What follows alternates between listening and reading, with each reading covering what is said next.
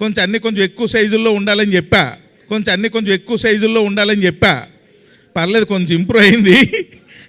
Next టైంకి బాగా improve అవుద్ది.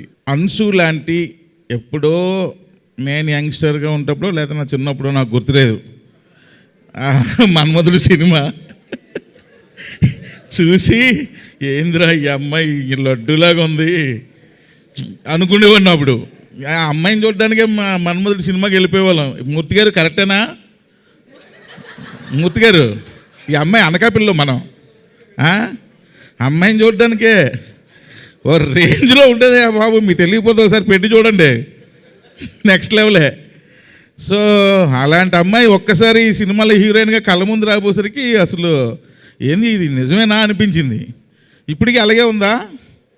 కొంచెం సన్నబడింది, నేనే కొంచెం తిని పెంచమ్మా, తెలుగుకి సరిపోదు, కొంచెం అన్నీ కొంచెం ఎక్కువ సైజుల్లో ఉండాలని చెప్పా. పర్లేదు, కొంచెం ఇంప్రూవ్ అయింది. నెక్స్ట్ టైంకి బాగా ఇంప్రూవ్ అవుద్ది. అలాంటి అమ్మాయి మళ్ళా మజాకాకి ఎంటర్ అవ్వడం నిజంగా చాలా హ్యాపీగా ఉంది. సినిమాలో కూడా మన్మధుడిలో ఏ రేంజ్లో అమ్మాయిని ఫీల్ అయ్యారో మజాకాలో కూడా అలాగే ఫీల్ అవుతారు. కాకపోతే అక్కడ నాగార్జున గారి పక్కన, ఇక్కడ రావు రమేష్ గారి పక్కన. సో ఎక్సలెంట్గా చేసింది. కాకపోతే పాపం అంతా లండన్ ఇంగ్లీష్. ఇప్పుడు వరకు ఇన్ని రోజులు షూట్ చేసాం కానీ గుడ్ మార్నింగ్ తప్ప ఏ మొక్క నాకు అర్థం అవలా ఏం చెప్తుందో.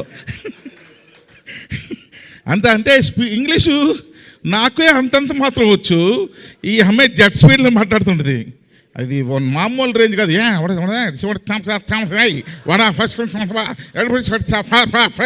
అంటుంది. ఏంట్రా ఏం చెప్పింది ఈ అమ్మాయికి? సీన్ ఏం చెప్పాలి? ప్రసన్న గారు డైలాగ్ చెప్పండి చాలు, నా పని నేను చేసుకుంటాను. అలాగే పని చేసాం.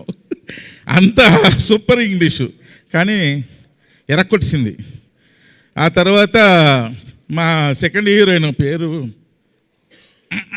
పేరు వాటరమ్మా, పేరు రీతు వర్మ, కరెక్ట్ కదా? ఎస్, రీతు వర్మ. సో రీతు వర్మ ఎలా సెలెక్ట్ చేసామో తెలుసా అబ్బాయిలు? ఈ అమ్మాయి ఎలాగ ఉండాలండి అన్నారు ఎవరు? రాజాదండ. కొత్త గోప్ పగిలిపెట్టేట్టు ఉండాలండి. అలా ఇలా చూస్తే ఏంద్రా ఇదే కొట్టేటట్టు ఉంది కదరా అన్నట్టు ఉండాలండి అని అనుకొని అప్పుడు అమ్మాయిని సెలెక్ట్ చేసాం. అంతేనా? ఏదో చెప్పు. అంతే, కరెక్టే. సో నిజంగానే ఈ అమ్మాయి పేరు నేను జోక్ చేయట్లేదు, నిజంగా ఆ పిల్ల పేరు నాకు గుర్తురాదు కరెక్టే కదా? కరెక్టు. అందుకే కారణం సార్. So excellent. కానీ ఇద్దరు చూడండి తాటి చెట్లలాగా ఎంత పొడవున్నారు హీరోయిన్లు ఇద్దరును. ఎందుకు సెలెక్ట్ చేసాం? వాళ్ళిద్దరికన్నా పొడవుకున్నాడు మా హీరో సందీప్ కిషన్.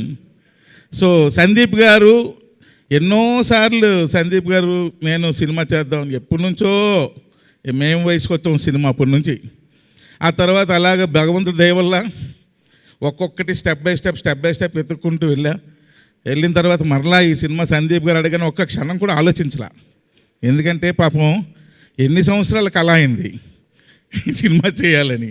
సో ఈ టైంలో నేను నో చెప్పడం కరెక్ట్ కాదనిపించింది. నేను ఒక గుడికి వెళ్తుంటే రావు రమేష్ గారిది ఒక సింగిల్ పోస్టర్ పడింది. ఒక సోషల్ మీడియాలో చూసా, రమేష్ గారు హీరో అయిపోయారు సార్ అన్న. అప్పటికి ఇంకా ఈ సినిమా గురించి ఆయనకు తెలియదు. అంటే సినిమా గురించి తెలుసు, నేను చేస్తానని తెలీదు. అవునా సార్ అంటే, అవును సార్ హీరో అయిపోయారు, మనం సినిమా చేస్తున్నాం సార్. ఆ గుడి దగ్గర నుండి ఫోన్ చేశా. చాలా హ్యాపీగా ఫీల్ అయిపోయారు. సో ఎనీహౌ ఈ మజాకా సినిమా నిజంగా ప్రసన్న గారు ఇందాలు చెప్పినట్టు అదే దానంతటా అదే వెళ్ళి అందరినీ పిక్ చేసుకుంది. రమేష్ ఇట్రామ్మా, లండన్లో ఏం చెప్తాను ఇట్రా, నువ్వేంది నీ గోలేంది ఇట్రా అని చెప్పి సందీప్ గారిని అందరినీ ఒక్కొక్కరిని పిక్ చేసుకొని అది మజాక లాస్ట్ అండ్ ఫైనల్గా ఎక్కడరా నా కొడక అని చెప్పి నన్ను ఒక్కడిదాన్ని గేమ్లోకి తీసుకొచ్చింది. సో ఎందుకంటే అందరికన్నా మజాకా ప్రాజెక్ట్లోకి లాస్ట్ వచ్చింది నేనే. సో అలా ఈ సినిమా స్టార్ట్ అయింది.